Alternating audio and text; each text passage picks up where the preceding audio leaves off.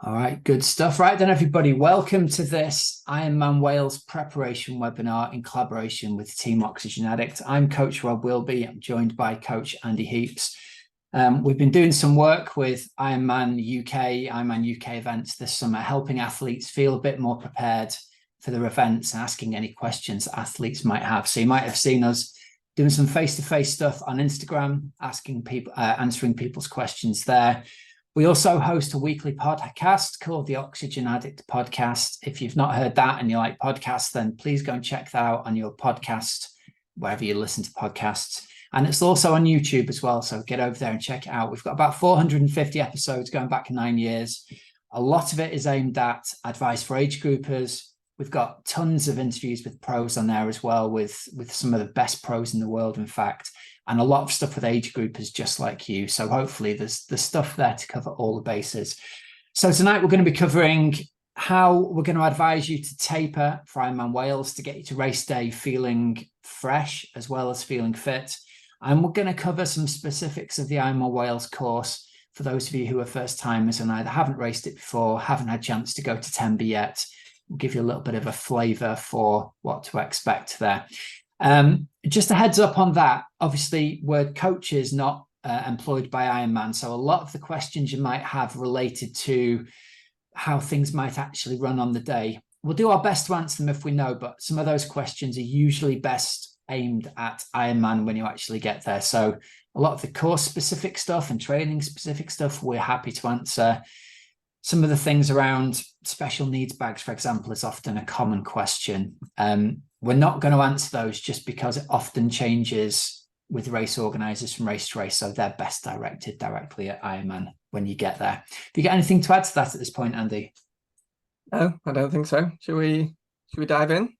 We'll jump straight in, yeah. So obviously we're now, as we are recording, we're less than 2 weeks out from IRONMAN Wales, aren't we? We're about 11 days away. So if there's one thing you take away from this webinar tonight, and only one thing, I really want to stress this and really take it in, you are as fit at this point as you are going to get. You can definitely do more training before race day, but any kind of high volume or high intensity training from this point on is only going to do one thing. It's going to make you more tired than it is make you more fit. So last minute panic revising for this event is not only going to not help you, it's actually going to make your race day outcomes worse. Now, there are some slight caveats to that, but that's the one thing I want you to remember. Don't try and do one last test session. Don't try and do one last hero session. Don't go out on the bike at the weekend and feel that you're enjoying it in the sun and decide to keep going for 3, 4, 5 hours. All you're going to do at this point is add to the fatigue. Your cake is baked at this point, and what we want you to do is make sure you get to race day feeling really, really fresh. I'm sure everyone here has got worries and concerns and feels as though they haven't got enough training in the bank. Well, I've got news for you, right? Everyone I've ever interviewed ever on the podcast, including Christian Blumenfeld and Lucy Charles Barkley, they all feel just like you 10 days out. They feel as though they haven't done enough training, right? So that's the good news. It doesn't matter what you do from this point. It is not going to make you more fit relative to how tired you are. So go into the event from this point forward feeling fresh. So the aim of the taper is to do enough activity to keep your body moving and keep you feeling good, whilst also allowing you to shed fatigue. So we want a much lower level of both volume and intensity than you've been doing, so the body sheds that fatigue. It's quite likely you will feel not great for the next 7 days. That's the bad news. Your body will adjust to doing much less training than it's used to, and it's going to make you feel quite weird. And honestly, we get this hundreds of times from athletes and people saying, I really, really feel terrible, coach. I think I need to go and do a high intensity session.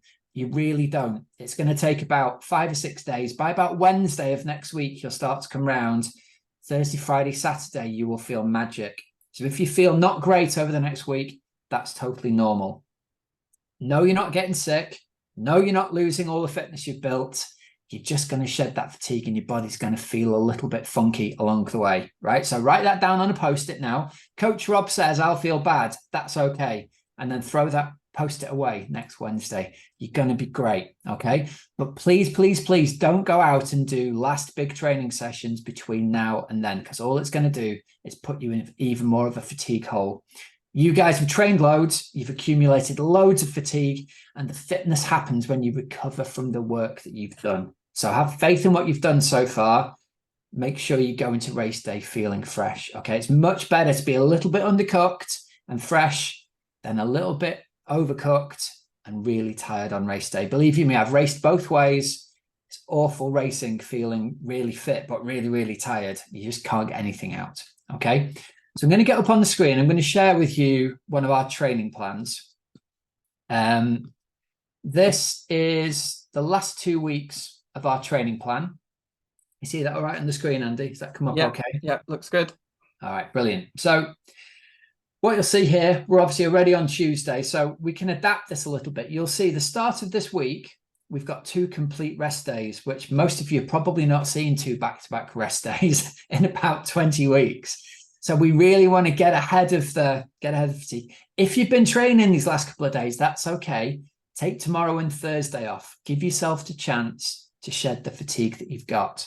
And then you'll see from that point on, there's very few sessions this week that are longer than about 30 to 45 minutes. And next week, there's not much longer than 20 to 30 minutes. Okay, so there's enough to keep you going, but there's not anywhere near as much volume as you used to. The one caveat here is we're going to let you out a little bit at the weekend. You get to go out and do a 90-minute ride and a 15-minute easy run off the bike. That's your last sort of, if you like, your race tune-up blowout. Go out on your race bike, wear your race kit, take everything that you plan to use on race day. That's a chance to really get comfortable. By this point, you should have your race tires and your race wheels on if you're going to change those. And if you don't know what I'm talking about, don't worry, you don't need to go and do that. But for those of you who have got separate race wheels and tires, get all of that ready this week while you're resting, and then get yourself out on that this week and use everything that you're going to use for race day, even down to your tri-suit, your shorts, top, jersey, whatever it is you're going to ride in, use that. And then when you finish with the bike, if you plan to run in the same tri-suit, great, do your brick run in that. If you plan to change, great, come in, but make it fairly snappy. Come in, get changed, straight out the door for 15 minutes. I'm going to have you do some intervals at or about race pace during this, but it's Ironman race pace. So it's not that fast. You're not trying to smash yourself. You're riding at about your goal intensity for race day. So we are hoping that you're going to feel pretty good in that workout. But if you don't worry. That's really usual during taper week.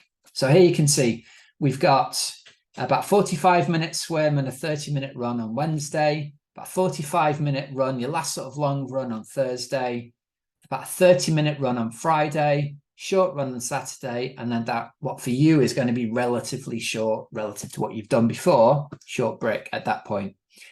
Going into the next week, we're going to have you have a total rest day on the Monday. And then again, we've got this last sort of little bit of intensity on the bike on Tuesday with some sweet spot intervals.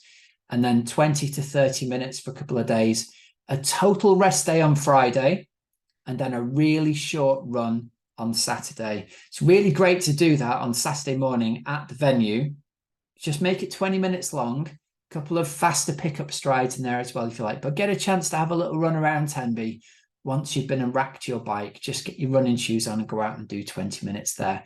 And that is all the training that you need to do over the next 2 weeks. Again, key point is we want you shedding the fatigue that you've built up and only doing enough training just to keep your legs and your heart moving every day to stop you going from crazy. And don't do anything above race day intensity. Okay, so for the vast majority of you, race day intensity is not going to be very hard relative to what you're capable of. Okay, I'm going to stop sharing my screen at this point. I'll just add there, Rob, your minds will be playing tricks on you at some point over the next 10 days. You will be second guessing yourself in terms of whether you're coming down with a cold or whether you've picked up a niggle. All these sorts of things happen for most people, and it's as disconcerting as it feels at the time, it's almost a totally normal part of the process. So you almost have to put those thoughts to one side, trust the process and the training that you've been through, and trust that you're ready, and trust that you will feel good and you'll be ready to go a week on Sunday. 100%. Now, one extra little tip we've got for you here. This is not the time to be trying new stuff. So unless you've had a catastrophic failure of your running shoes, at this point, you should be running in the shoes you've run in. Don't try and buy yourself a new pair of shoes now. The only caveat I would make with that is, if you haven't tried the nutrition that's going to be on the course on race day, whatever kind of gels and whatever kind of bars and whatever kind of drinks they've got, you've still got time to test those out in training this week. And for the vast majority of people, the vast majority of products are going to be totally fine.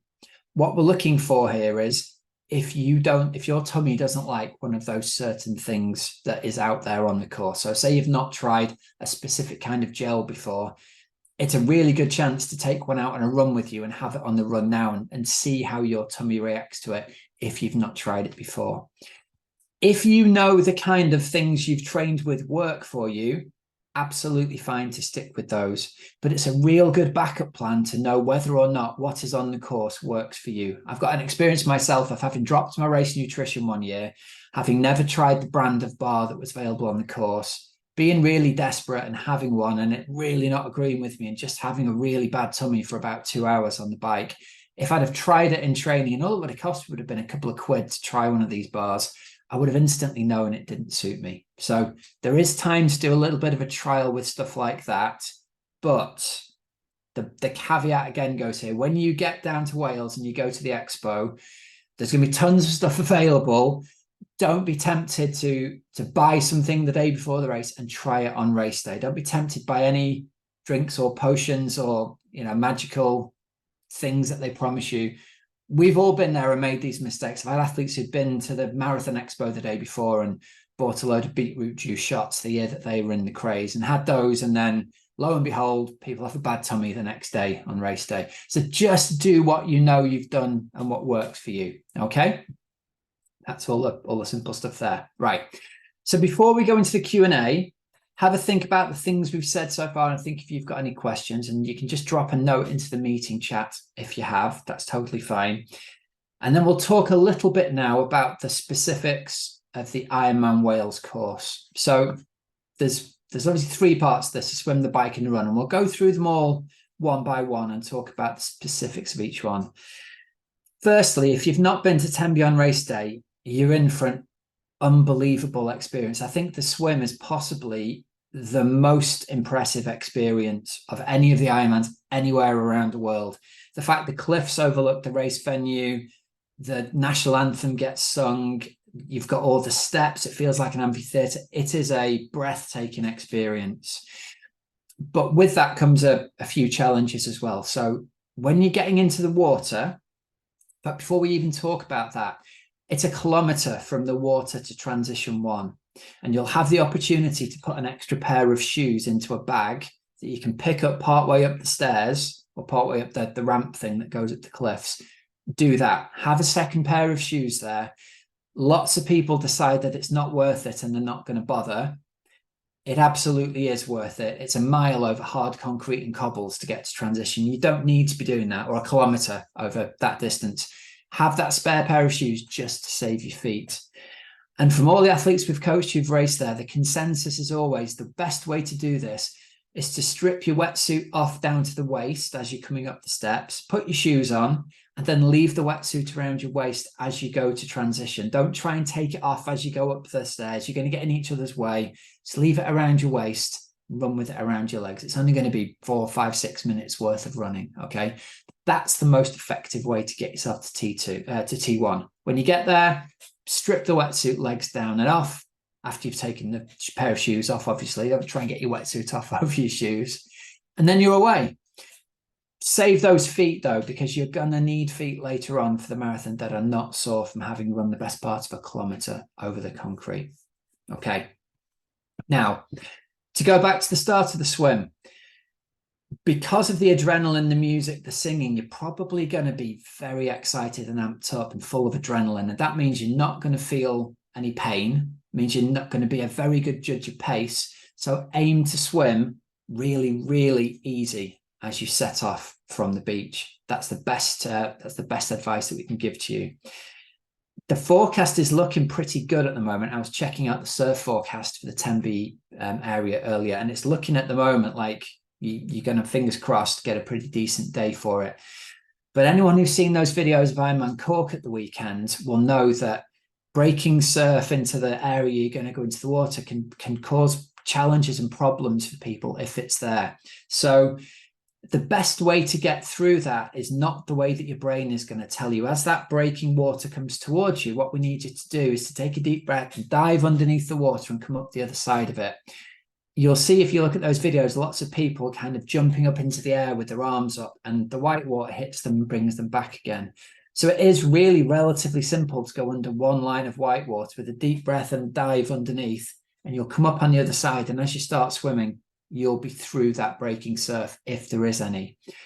But you have to commit to it. Obviously, if you've never had a chance to swim in water like that before, that's going to be a challenge for you. So take the opportunity the day before, if you get it in a safe environment, to get down and have a little test of that.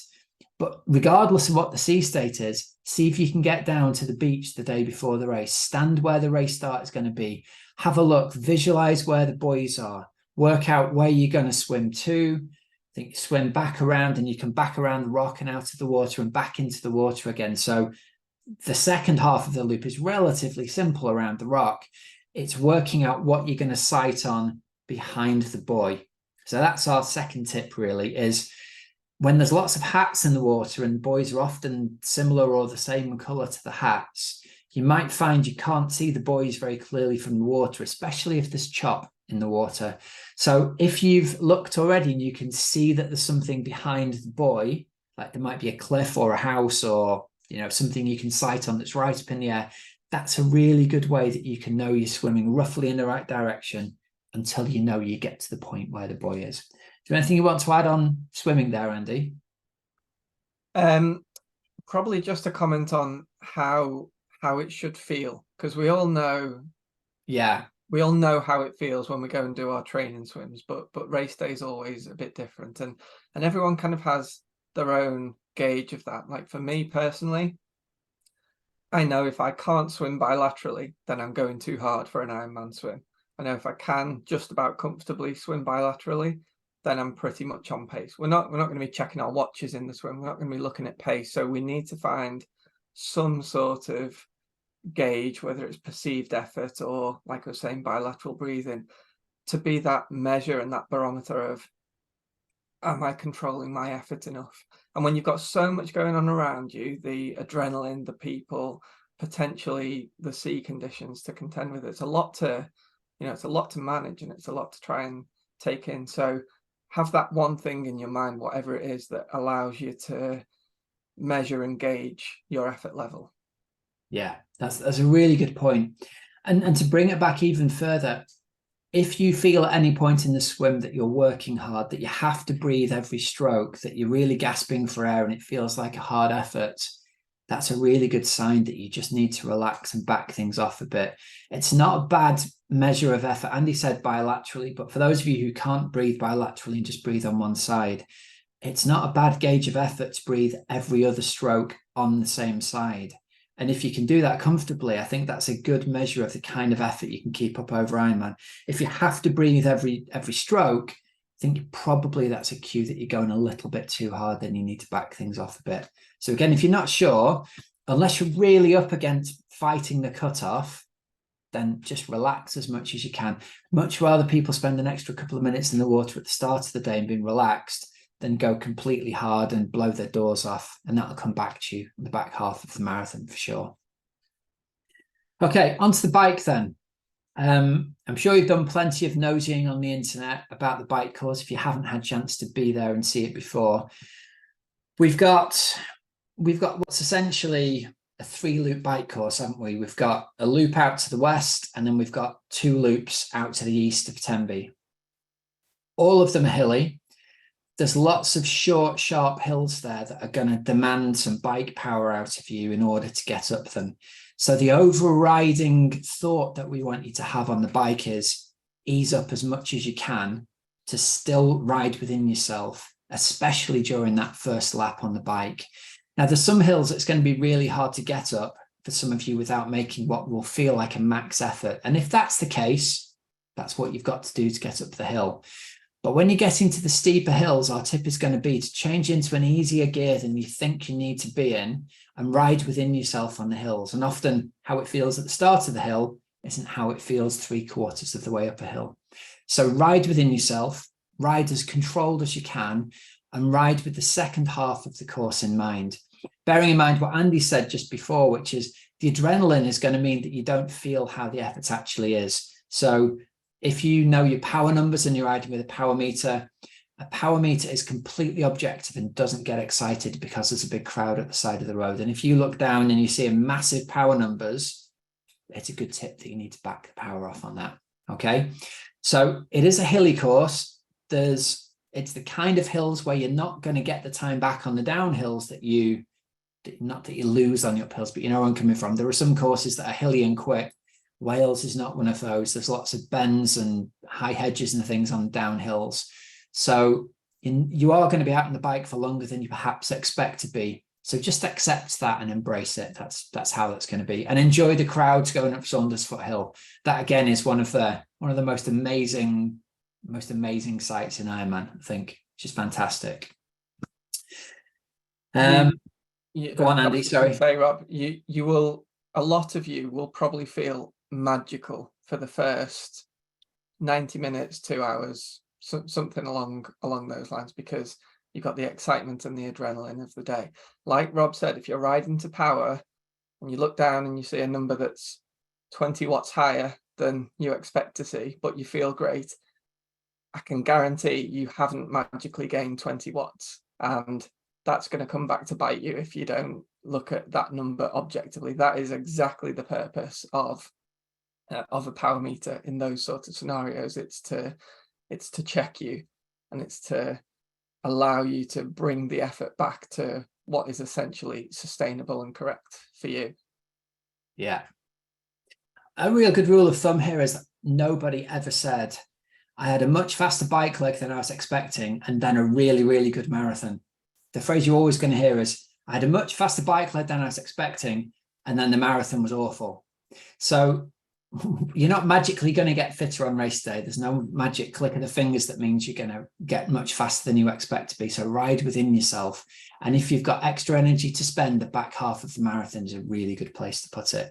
Now I'm going to circle back to talking about fluid, hydration, and calories in a minute when we've talked about the run course. 7,000 feet of climbing on the bike course and 1,400 feet of climbing on the run course. So both of them are very hilly. You know, to put it in perspective, that's like 2,000 meters of climbing on the bike, or just a little bit more than. That's like a couple of big climbs in the Alps.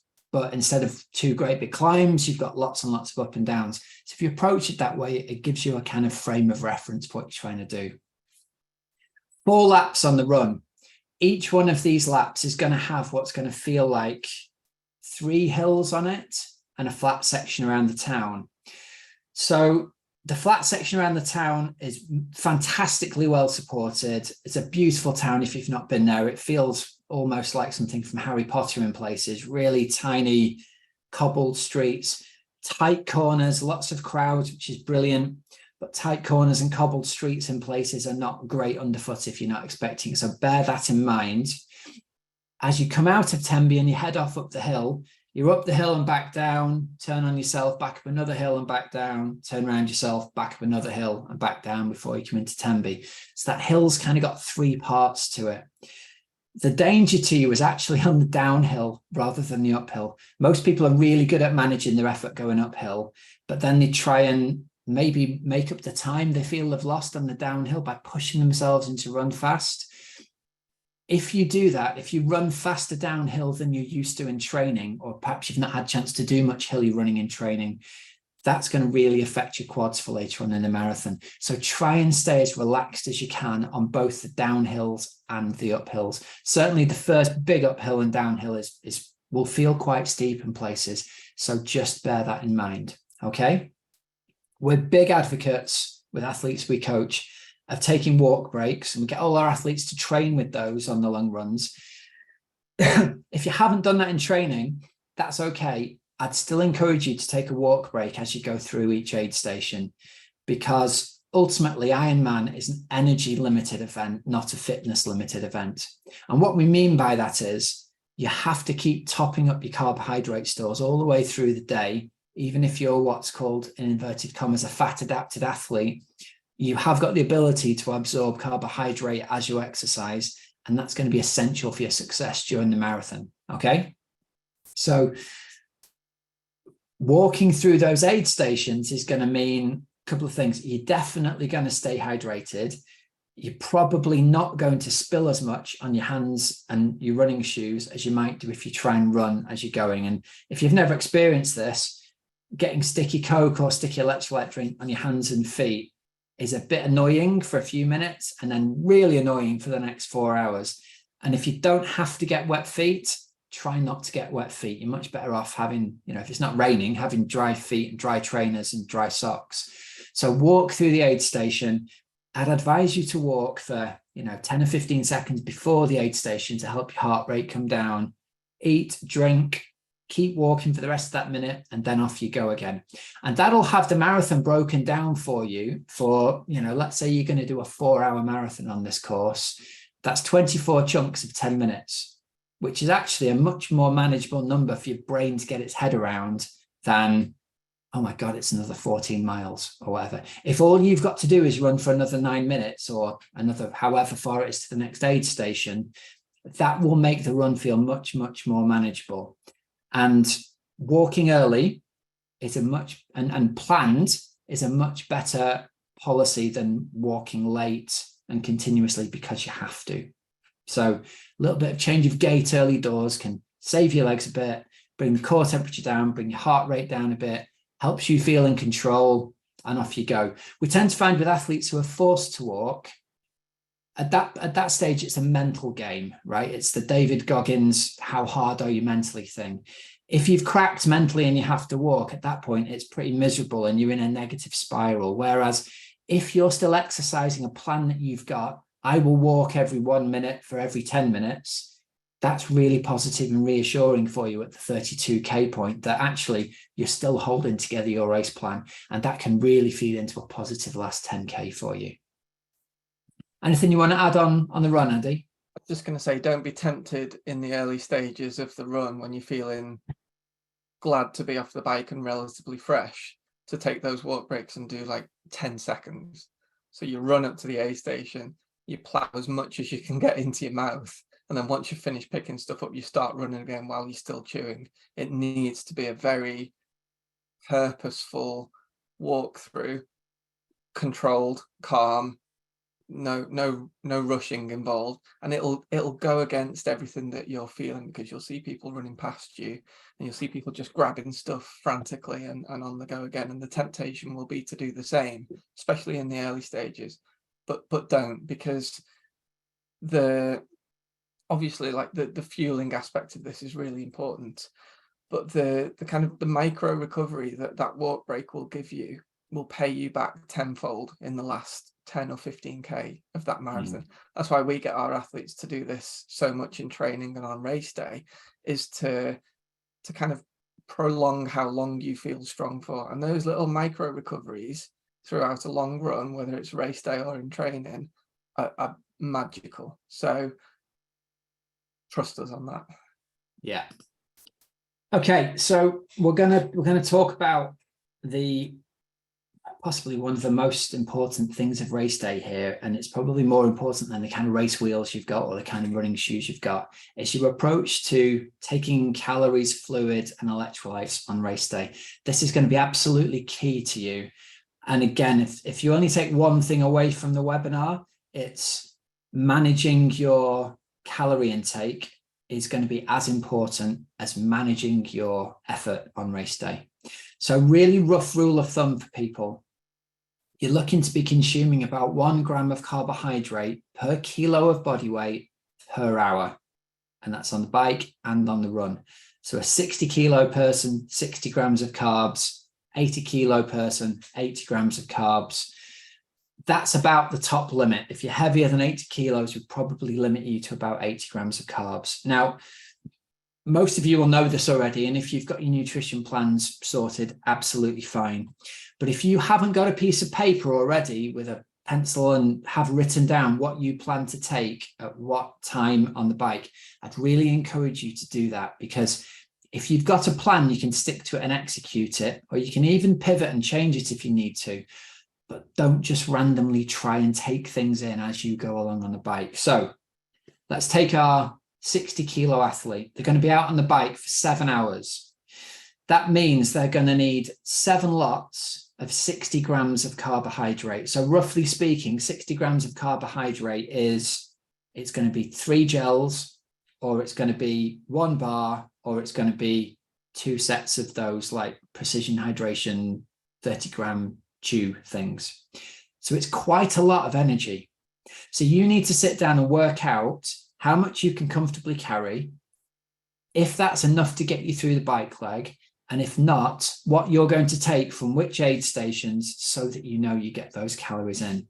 So now's the time to sit down and go, right, I can either A, carry everything I need, and all I'll need to do is top up water from the aid stations, or B, I'll carry this amount and I'll add the rest of it in as we go along. The caveat here is no matter which of those plans you do, you are going to need a plan for your own electrolyte intake, because electrolytes are super important to staying hydrated. It's much, much more important than just drinking water. You're going to need electrolytes mixed in with there as well. So go away and do a little bit of research about this online, see where you can find online sweat tests and guides to how much electrolytes you're personally going to need. As a rough guide, we're looking somewhere around, for the average person, about 1,000 milligrams of sodium per litre of water that you drink. So we need a bit more than the average electrolyte drink. So you're going to need a plan of where to get that from. Okay. Now, regular podcast listeners will know, they'll have heard us talking about companies who provide this. We're not going to go into companies on this webinar, but there's some really good solutions out there for you. Regardless of what you find, you need to be really comfortable with your grams of carb intake, your fluid intake, and your electrolyte intake on the bike. Now, similarly on the run, you're going to need to be taking the same grams of carbohydrate per hour, but typically most people find they really struggle to have solids when they're on the run. So the 2 choices tend to be either gels on the run or a mixture of Coke and water. I would advise you, if you're going to go on to drinking Coke, to stop everything else at that point. Most people can stomach Coke and water together for the run. If you mix Coke and electrolyte drinks, it tends to give you an upset stomach, and the inside of a Portaloo at mile 20 on a hot day in Tenby is not the place you want to be if you can avoid it. So when you move on to the Coke, stay on the Coke, and that's your source of calories. We have got stories of athletes who have had, nutritional challenges and have done the whole marathon just drinking a cup of Coke or 2 cups of Coke on every aid station. So it is a terrible drink for your health in everyday life. It's a fantastic drink to get you through an Ironman marathon in an emergency. But again, guess what? If you've never tried this, go away and try it on some of your runs before race day. Get yourself a can of Coke at home, open it so it goes flat, pour some into a cup, run 15 minutes, come home, drink some, see how it tastes. Off you go again, see how your stomach reacts to it. Because if you know you're okay with it, that's a really good fallback position to have for calories on the run as well. Okay, so piece of paper, rough plan for how many hours you're going to be on the bike and how many hours you're going to be on the run, how much you can carry on the bike, and what you're going to do for calories on the run if you're not going to carry them with you. And when you've got a rough plan for what that looks like, your brain is going to feel much, much more comfortable. Even if it's just, I will pick up this at this aid station. Okay, aid stations are plentiful. You can get all the calories that you need from them if you need to, for sure. Might just mean slowing down and stopping it. Yeah. Anything to add on that, Andy? Just going to say, for people who this is their first Ironman, but perhaps you've done some 70.3s, this is an area that in a 70.3 you can kind of get away with being a bit lax on, or a lot of people can. It's a really it's really unforgiving over the full distance. And probably of all the athletes we see and speak to who struggle on race day, probably the number one cause is something to do with nutrition and hydration. And it's often, people trying something new on race day, but actually more commonly not having a plan, not knowing what calories they need to be taking on to fuel themselves effectively throughout the day. And then the other thing we sometimes see, which is worth bearing in mind, is once you've got that plan, sound really obvious, but you've got to stick to it. And if your plan is to take a gel every 20 minutes on the bike, that's really, really simple in theory. What you've got to make sure of is when you get to, I don't know, hour 6 or whatever on the bike, that your mind doesn't wander and that you don't miss that. So a good tip there is if you've got an alarm you can set on your Garmin, or a little alert, something like that, to go off every 10 minutes, 20 minutes, 30 minutes, whatever the appropriate interval is for you, just as that prompt to say, oh yeah, I need to take a gel, or I need to take a bite of a bar, or I need to take a swig of water. Because when you get to, 90 miles on the bike, it's amazing how easy it is to overlook that and forget it. Yeah, good. Okay, so we've covered taper, we've covered the course, we've covered nutrition, hydration, and electrolytes. They're the main things that you need to be aware of going into this. Get to race day feeling fresh, shed the fatigue, don't go in feeling tired. And on race day, your mantra needs to be, if you're feeling good, slow down and eat. If you're feeling rough, slow down and eat. Generally, most problems can be solved by having more carbohydrate calories on the bike and easing up the intensity a little bit. That's a pretty good rule of thumb. So at that point, we're really happy to open this up to questions from anyone that's here that might want to have any last minute questions, even if we're just putting people's minds at rest. Luke says, is it okay to be bare-chested between the swim and T1? I don't plan on wearing a tri-suit and I don't want to be DQ'd. I want to say yes, that'll be fine, Luke. And it has been fine in previous years. But my caveat here is I would just check with the race referees the day before the race and say that you plan to do that, because I would hate for there to have been a local race rule change or a recent race rule change.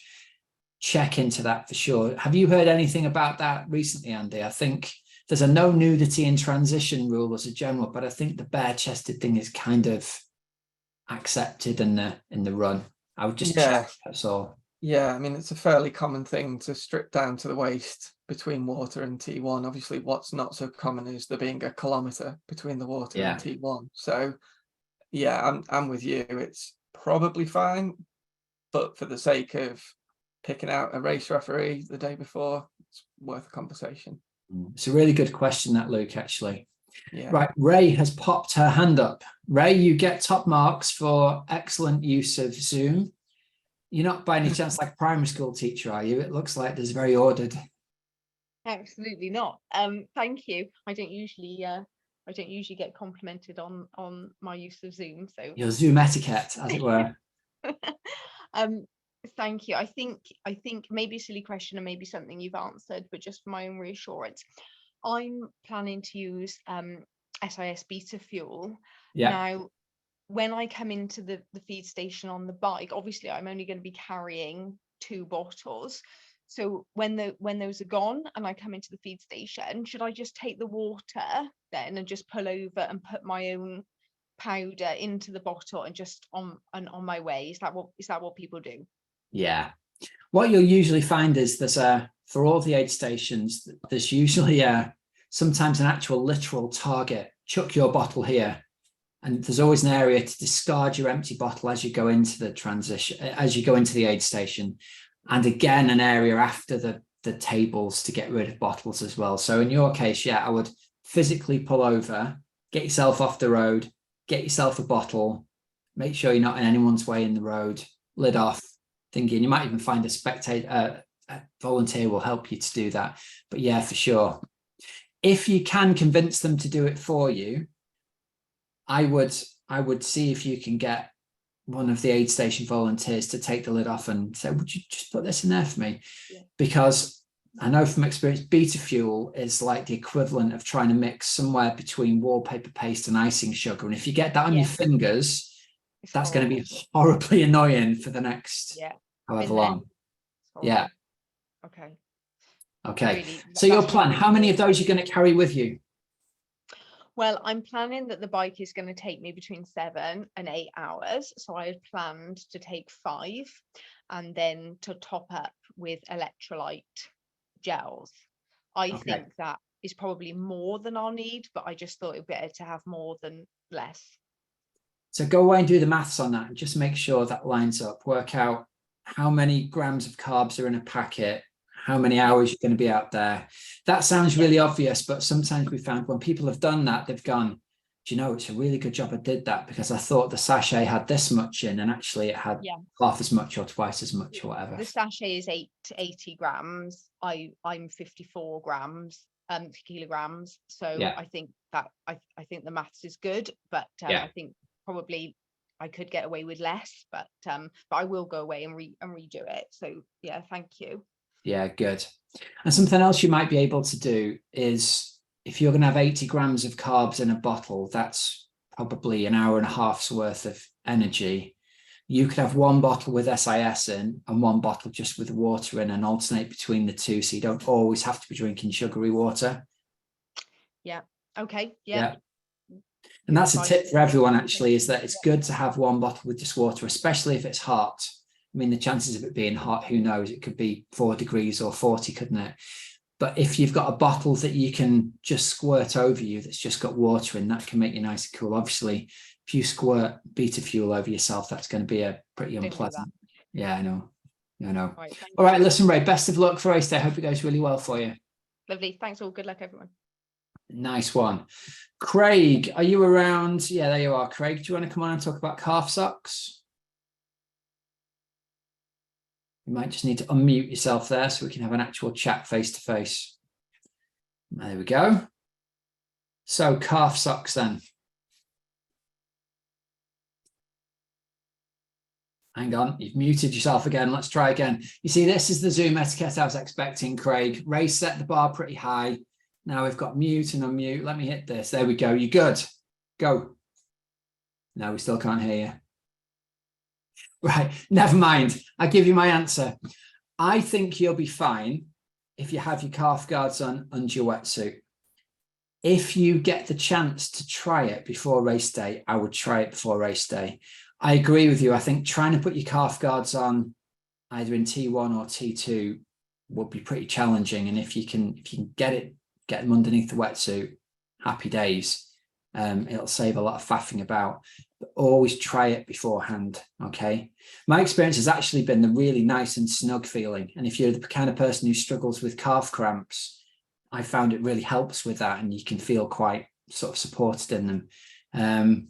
But yeah, I think trying to get those things on over wet legs can be a pretty thankless task. Okay.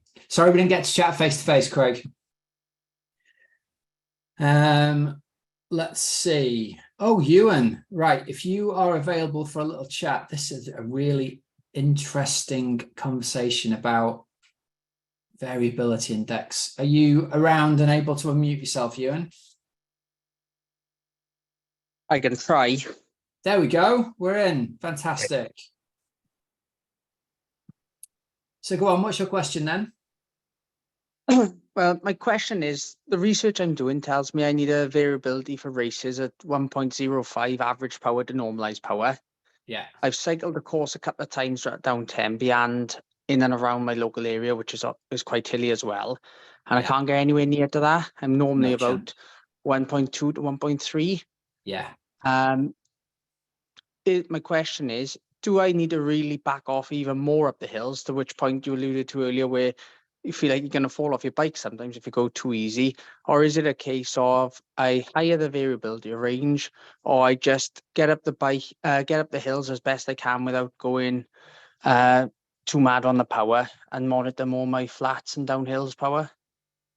Yeah, to put your mind at rest, I think the guidance that said 1.05 was in the days before they invented Ironman Wales.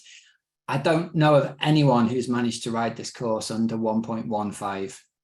Now, what I'll say is the lower your VI, the better run you're going to have. That's kind of how it is. But the VI is going to be high just because of the nature of the course. It's so up and down. And the fact there are so many downhills you're freewheeling on, that's going to affect the normalized power stack, if you like. So honestly, if you can get it under 1.2 on this course, I think you're doing pretty well. But just be guided by the idea of, you are essentially playing a game of trying to keep your VI as low as you can. But as you've experienced, it's really hard to do that on that kind of terrain, isn't it? Virtually impossible, I'd say.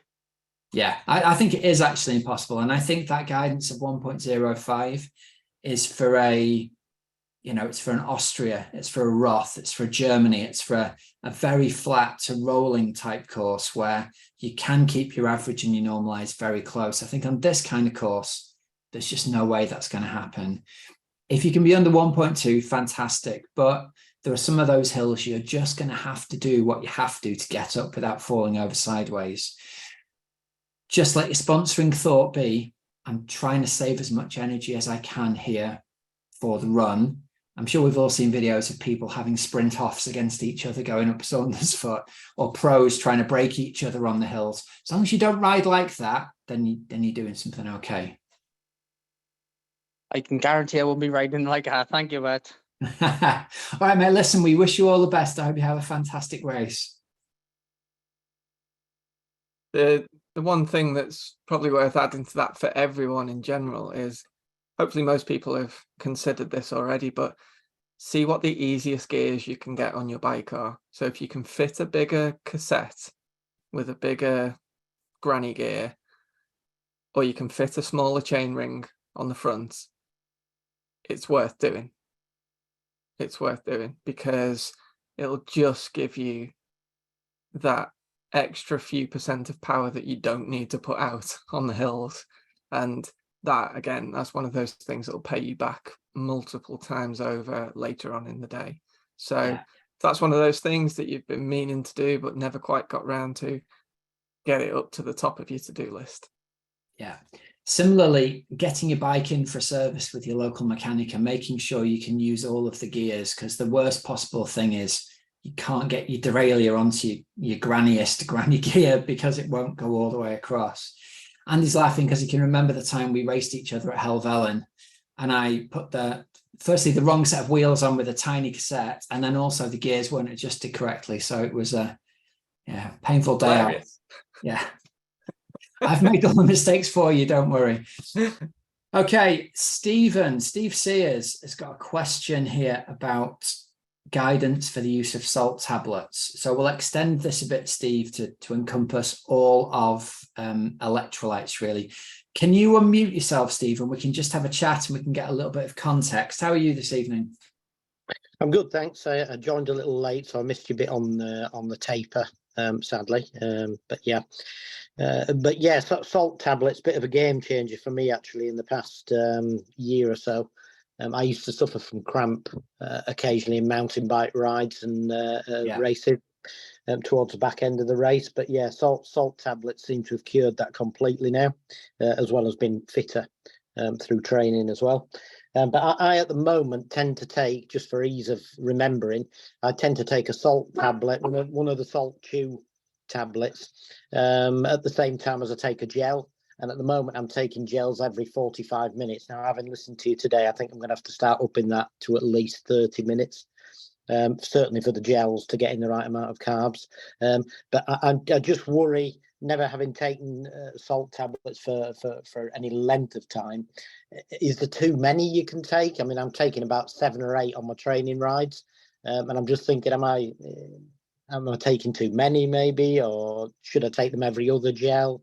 Or what? But I'm not cramping, which is great, and I'm coming back feeling pretty good after 5-hour bike rides and followed by a 1.5 hour run. I'm still pretty good at the end of both of those, and I'm putting it down to getting the gels and the salt nailed So I'm really conscious that nutrition is a massive part of this event. So interested on what you told us, Roy. Yeah, so sorry, my dog has just decided to bark at the inappropriate time. That's okay. Dogs are welcome at this webinar. The thing to look at here is, Steve, is how many milligrams of sodium in a salt tablet. You happen to know that off the top of your head? They're usually 250, I think, something like that. I don't. I take these watermelon salt chew ones, and I haven't got the pack in front of me, so I couldn't tell you what they are actually. Okay.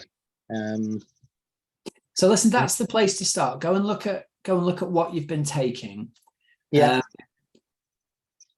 The sodium and the fluid tend to go hand in hand to prevent dehydration. Yeah. So it's worth thinking of them together. So as that rough rule of thumb, the vast majority of our triathletes listening to this are going to be looking at around 1,000 milligrams of sodium per litre of fluid that they replace. So you'll have to do the maths on that. For the saltier sweaters or the heavier sweaters, it can be as much as 1,500 to close to 2,000 milligrams per litre as well. I'm a very, very salty sweater. And it was a game changer for me as well when I started taking the appropriate amount of sodium. So have a look how much is in those tablets. Have a look at how much you're drinking as well, and try and get that to match up in the ballpark of around 1,000 plus milligrams per litre. Okay, that would be a really good starting point for you. But what I'd say is, look, it sounds like you've solved the problem. It sounds like the amount that you're taking is appropriate to solve your problem at the moment. So be wary of changing too much before race day. Yeah. Just make that sodium I tend to have a food. bottle. I have a bottle. I use SIS products because they just agree with me. So I use SIS gels, and also I find that they're quite big, so they don't fall out of my race belt as well. When I've used smaller gels, I've stuffed a race belt full and then looked down for them, and they've all gone because they've slipped through. So the SIS ones work well for me on all the levels. I also use the SIS tablets in my water bottles, so I tend to fill a big bidon with 2 tablets in it, and I have one of water as well, so just to get rid of the taste of the stickiness every now and again. So yeah, okay, that's good. But of course, those salt tablets will have, the SIS tablets will have electrolytes in them as well, including sodium. So I've never really done the maths and looked at the formula. So I've just put a link in the meeting chat for you to an episode of the podcast that we did that's specifically about fueling, electrolytes, and hydration for triathletes. So there's an hour-long special there. If you go away and have a listen to that, the first part is always to educate yourself. The second part is to sit down with a pencil and a bit of paper and write down what you're currently doing. Compare it to what the experts say and think, okay, either I'm not far off or I'm miles off. Work out how to fill that gap, essentially. Great stuff. Thank you. Yeah, cool stuff. All right. Wish you all the best for race day. I hope it goes really well, Steve. Thank you. Cheers. Really good podcast. A really good webinar, this. Thank you. Oh, good. I'm glad it's helped. So last question here is from Rob. There was one a little bit further back that was missed from Aidan. I don't know if you saw that one. Oh, brilliant. Okay. Well, I'll tell you what, we'll come back to you in a minute. I did miss Aidan's actually. Aidan, are you there? Do you want to unmute yourself? We'll have a little chat with you about your question about front loading or spreading your electrolytes and fuel. Yeah, thanks, Rob. Yeah, just sorry, am I coming through okay? Yeah, that's great, mate. How are you doing today? Yeah, good, thanks. Yeah, really helpful discussion. Thank you. I just wondering what your thoughts were on sort of how you sort of spread that fueling and nutrition throughout the day, and whether you think it's good to sort of front load it on the bike or try as best as you can to evenly spread it out into the run as well. I think the starting point is to remember that you've only got a limited capacity of essentially how many grams per hour can you absorb. And if you eat and drink more than that, it's just going to sit in your stomach and essentially build up there. So if we extrapolate this to the person who has let's say they have 2 times as many calories as they need during the bike. They're going to start the run with 1,000 calories of undigested carbohydrate in the stomach. Yeah. As you start to run, it's going to take some time to digest, and it's going to be jiggling up and down in your tummy. And usually it ends up in the porta potty. Yeah. Okay. So I think the way to think about this is eat little and often. Try and drip feed it in. I mean, you might be able to get a little bit more in, but I wouldn't be trying to, you don't want to be having hundreds and hundreds of grams extra during the bike, because like I said, it's just going to be there for the start of the run. And ideally, you want to be starting the run with a relatively empty tummy and then digesting that slowly as you go along on the run as well. Does that make sense? Yeah, that's really helpful. That's useful to know. Thank you. Appreciate it. Okay, cool. Thanks. No worries. And then that question from Will, he says, his mic's not working. I'm planning on running in a run vest. I can't see if it's allowed or not. Yes, you'll be totally fine to run in a run vest. The only caveat here is if you're getting completely changed into running vest and shorts, there's a no nudity rule. So you're going to be in a change tent. Modesty's the name of the game here. So if you can get yourself into a corner away from people and warn the volunteers, you're going to get changed. Usually my experience has been that the volunteers there are like people in a war zone, and they do not care. They'll help you do whatever and pull clothes off, and they don't care. But if you're going to be changing your clothes, it's best to get yourself over into the corner and out of the way of people.